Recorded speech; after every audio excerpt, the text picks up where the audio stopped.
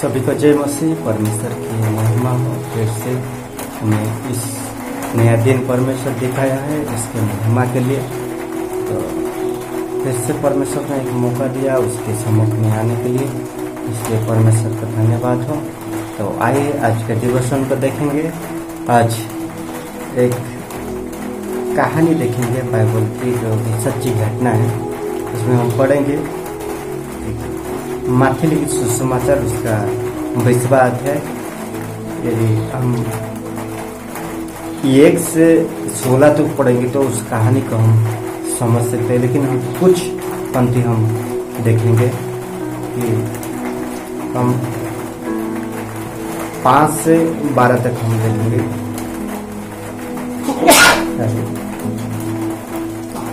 फिर उसने दूसरे और तीसरे पहर से निकलकर वैसा ही किया। 1 घंटा दिन रहे, उसके फिर निकलकर दूसरे को खड़े पाया और उसने कहा, तुम क्यों यहाँ दिन भर बेकार खड़े रहे?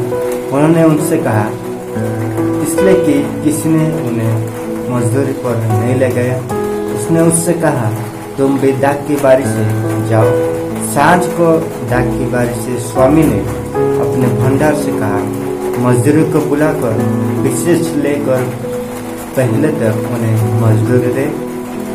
जब वे आए, जब घंटा भर दिन रहे लगाए गए थे, तो उन्हें 1 दिनार मिला। जब पहले आए उन्होंने ये समझा कि हमें अधिक मिलेगा, परंतु उन्हें भी 1-1 दिनार मिल गया। जब मिला तो वो दो समय पर कुड़कुड़ा के कहने लगे, इन पिछले ने 1 घंटा काम किया और तूने उन्हें हमारे बराबर कर दिया, जिन्होंने दिन भर का भार उठाया और धूप नहीं।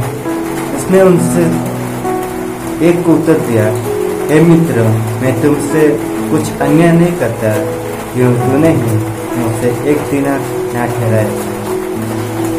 आइए प्रार्थना करते हैं। धन्यवाद प्रभु परमेश्वर, सुंदर समय दिया है इस वचन के द्वारा हमें बातें करना है। धन्यवाद देता हूँ, प्रार्थना यीशु मसीह का नाम सुनाता हूँ। हमने थोड़ा बीच में यदि पहले से पढ़ेंगे तो बहुत अच्छा एक कहानी है कि पहले ही लिखा है कि स्वर्ग का राज्य किसी गृहस्वामी के समान है। कि एक स्वर्ग का राज्य की एक दाख के बारी के बारे में एक बहुत अच्छा कहानी है। कि पहला लिखता है कि जो मजदूर कि बहुत लोग काम नहीं करते, खड़ा रहते हैं, उन लोगों को एक आके बोलता है कि एक मालिक आके बोलता है कि जो खड़ा रहते 9 पैर को, जो सुबह के समय में आदमी बोलता है, आओ मैं तुम्हें एक दाख की बारी में क्या करता है, तुम्हें काम देता हूँ, बल्कि 9 बजे बुलाता है। और कुछ देर के बाद जाता है, जाते जाते और एक आदमी खड़ा रहता है और उसको भी कम से कम 2 पैर रहता है, उसको भी बुलाता है, लेकिन वो भी क्या करता है, वो भी मानता है और वो भी आता है। और तीसरा आदमी को जो सांझ के समय में जो 5 बजे उसको बुलाता है और वो भी आता है। इस कहानी हम सब जानते हैं, लेकिन इस कहानी का अर्थ क्या है हम जानते हैं कि इस कहानी का अर्थ है कि परमेश्वर हम सभी को उद्धार देना चाहता है। उद्धार की सबको जरूरत है। जो पहले आता है, जो पहले विश्वास करता है, वो भी पहले क्या करता है, उद्धार पाता है। जो बाद में विश्वास करता है, बाद में वो उद्धार पाता है। और जो सांझ के समय में वो विश्वास करता है, मतलब लास्ट में वो भी उद्धार पाता है। इसलिए यूहन्ना 3:16 में लिखा है, क्योंकि जो कोई उस पर विश्वास करेगा वो नाश ना होगा, अनंत जीवन पाएगा।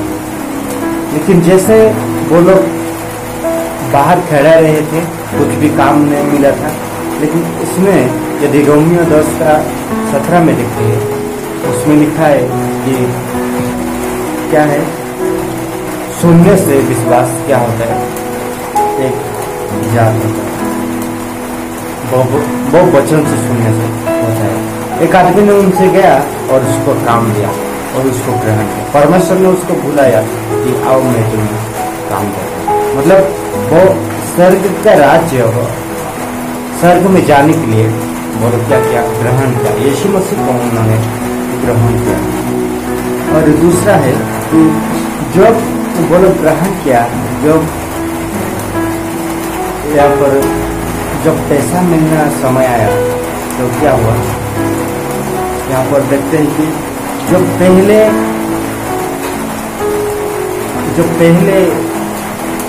गए थे काम करने के लिए, बोलो क्या था, परमेश्वर को सेवा करने के लिए, परमेश्वर की आराधना करने के लिए बहुत मौका मिला।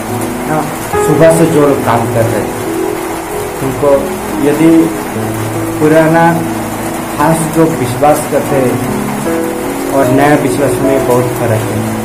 जैसे क्रूस में जो चोर लास्ट में चोर में क्रूस में टांगा गया था, वो क्या था, कुछ समय परमेश्वर की महिमा करने के लिए मिला। लेकिन जो पहले विश्वास किए थे वो क्या था, परमेश्वर की बहुत आराधना किया है, उसका धन्यवाद है, उसको सेवा करने के लिए बहुत समय मिला है। लेकिन बाद में देखते हैं जो उसको दिनार मिला, जब पैसा मिला तब क्या हो गया, जो नया लोगों को भी बराबर मिला और पुराना लोगों को बराबर मिला। लेकिन 11 पंथ में देखते हैं कि जो पुराना लोग इतना मेहनत किया था, वो लोग क्या हो, बराबर पैसा देख के वो लोग उड़ा रहे वो लोग। लेकिन ऐसा भी हो सकता है कि जब नया विश्वासी को क्या होता है कि ब्लेसिंग होता है, जब पुराना विश्वासी देख के उड़ाते हैं। लेकिन परमेश्वर ने बराबर हर लोगों को ब्लेसिंग देता है, इसलिए परमेश्वर हर लोगों को उद्धार देता है। वो उद्धार स्वर्ग राज्य में जाने के लिए, स्वर्ग राज्य के लोगों का स्वामी बराबर सबको उद्धार देता है।